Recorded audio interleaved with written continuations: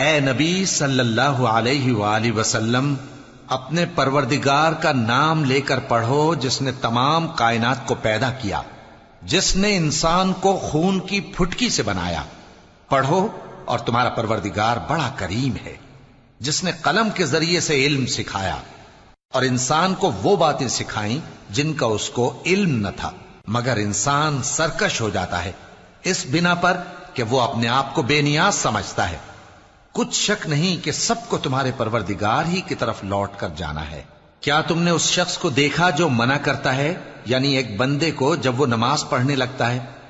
بھلا دیکھو تو اگر یہ راہ راست پر ہو یا پرہیزگاری کا حکم کرے تو منع کرنا کیسا؟ تو اس کا انجام کیا ہوگا؟ ذرا دیکھو تو اگر اس نے دین حق کو جھٹلایا اور اس سے منہ موڑا، کیا اس کو معلوم نہیں کہ اللہ دیکھ رہا ہے؟